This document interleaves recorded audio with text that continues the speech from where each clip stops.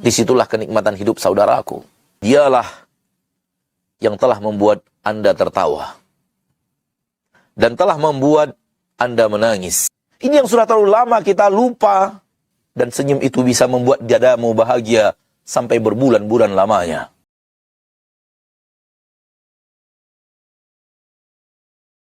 Apabila seorang manusia disuruh menghitung ikan di laut, bagaimana dia akan menghitungnya?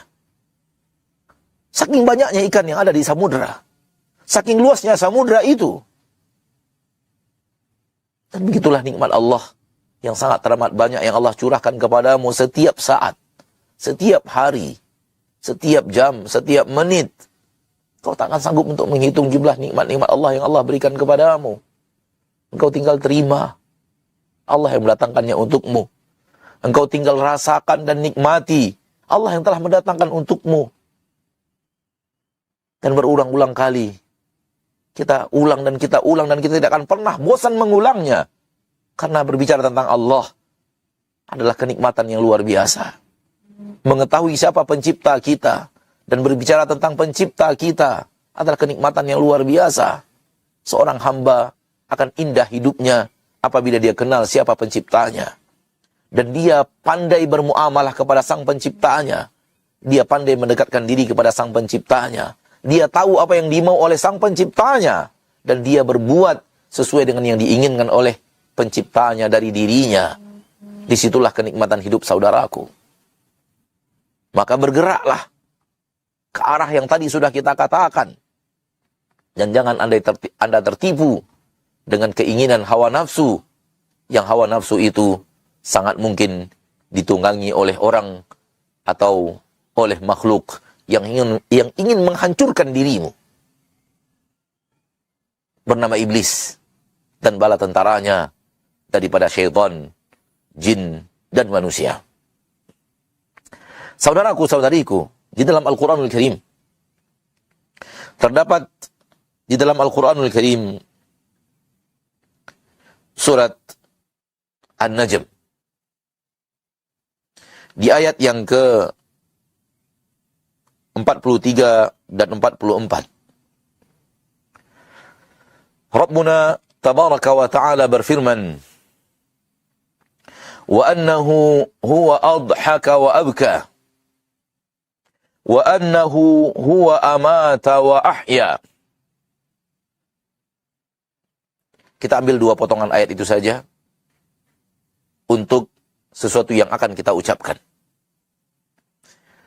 sesuatu yang akan kita sampaikan, dan untuk sesuatu petikan penting di dalam hidup kita, di dalam mengenal Allah lebih dekat, mengenal Rabb kita lebih dekat, mengenal pencipta langit dan bumi lebih dekat. Allah tabaraka wa ta'ala berfirman,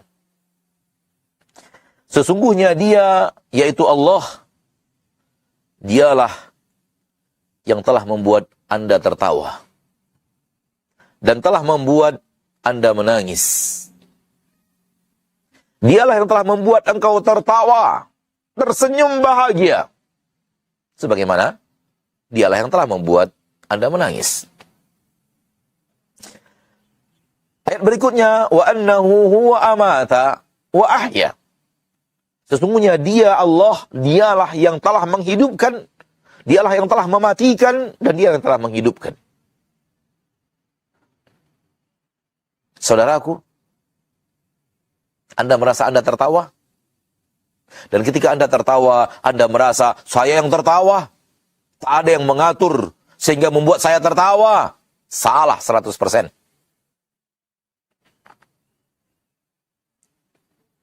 Ingat, ada engkau sebagai makhluk. Ada Allah sebagai Khaliq. Ada engkau sebagai yang diatur. Dan ada Allah sebagai yang mengatur. Ada engkau sebagai orang yang tertawa. Dan ada Allah yang menertawakan, yang membuat engkau tertawa. Ada engkau sebagai orang yang dibuat menangis. Ada Allah yang telah membuat engkau menangis. Sebagaimana ada engkau yang akan dimatikan, dan ada Allah yang mematikan.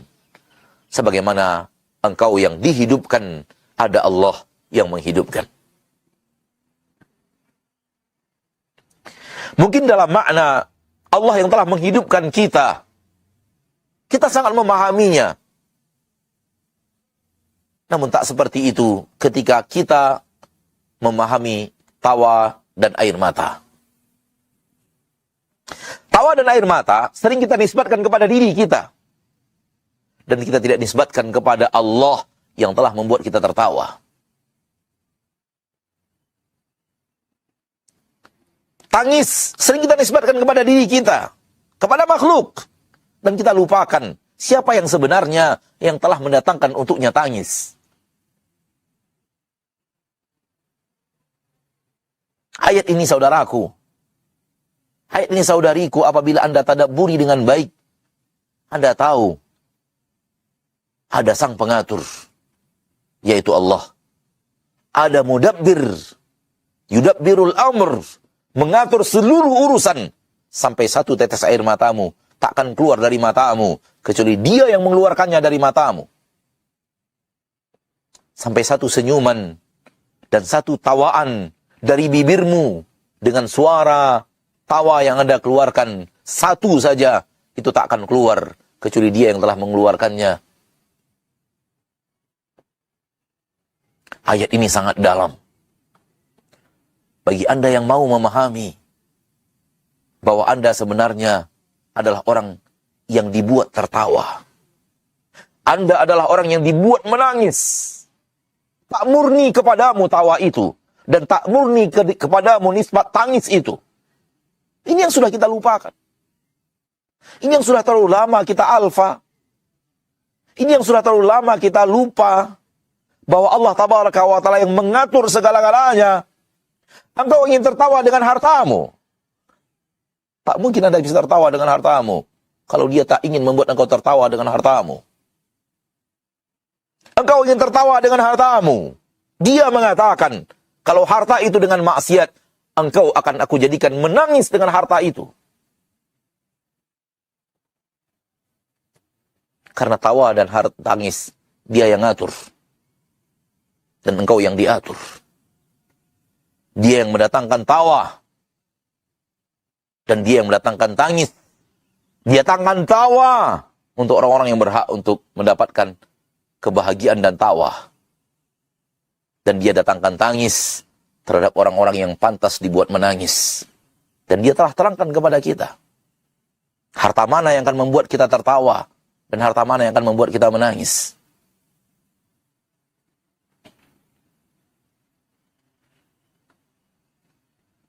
Rasulullah SAW bersabda, ni'mal ma'lu salih, ni'mal mali salih, indal abd salih, atau indal rajul salih.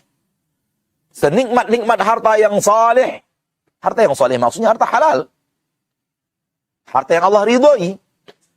Harta yang didapat dengan cara yang Allah Tabaraka wa Ta'ala halalkan. Harta yang sesuai dihasilkan dari cara yang sesuai dengan syariat Allah. Itulah dia harta yang salih. Senikmat-nikmat harta yang salih.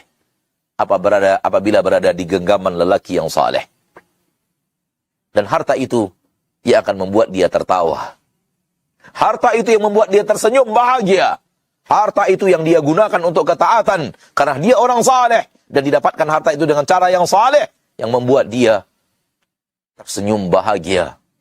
Dadanya lapang, dadanya begitu mendapatkan kenikmatan, ketentraman, kebahagiaan. Dan dia tersenyum dengan hartanya ketika diinfakkan kepada masjid, ketika diberikan kepada fakir miskin, ketika dikeluarkan zakatnya, ketika ditebarkan sedekahnya, ketika dibantu orang-orang yang kesusahan, dibayarkan orang-orang yang berhutang, dan yang lainnya, dan yang lainnya. Wallahi, praktekkan kalau Anda tidak percaya. Cari orang berhutang, lunasi hutangnya, dan lihat bagaimana senyumnya. Dan senyum itu bisa membuat dadamu bahagia sampai berbulan-bulan lamanya. Kalau tidak percaya, praktekkan. Wallahi sampai saat ini, ada orang yang hutangnya tak seberapa. Dan kita menjadi sarana yang Allah Tabaraka wa Ta'ala berikan untuk melunasi hutangnya. Setiap melihat wajahnya, Allah berikan kepada kita kebahagiaan. Bahwa kita telah melepaskan, dengan izin Allah, telah melepaskan dia dari kejaran-kejaran hutangnya. Dan membuat dia harus lari ke sana dan kemari karena diancam untuk dibunuh oleh orang yang menghutangkan itu kepadanya. Lakukan itu dengan hartamu. Anda akan Allah berikan kelapangan, ketentraman, kebahagiaan, kedamaian di dalam dadamu yang membuat engkau tersenyum dan tertawa. Bahagia.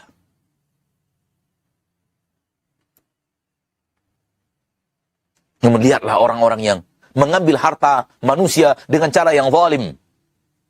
Mengambil harta tetangga dengan cara yang zalim. Mengambil merampas tanah manusia dengan cara yang zalim. Mengambil harta rakyat dengan cara yang zalim. Lihat apa yang Allah lakukan kepada mereka. Perhatikan saja bagaimana Allah berbuat. Simak sejarah hidup mereka yang zalim. Apa yang terjadi? Apa akhir daripada kisahnya? Bukankah keluarga yang berantakan? Bukankah tahta yang dihancurkan? Bukankah kehinaan di sana sini?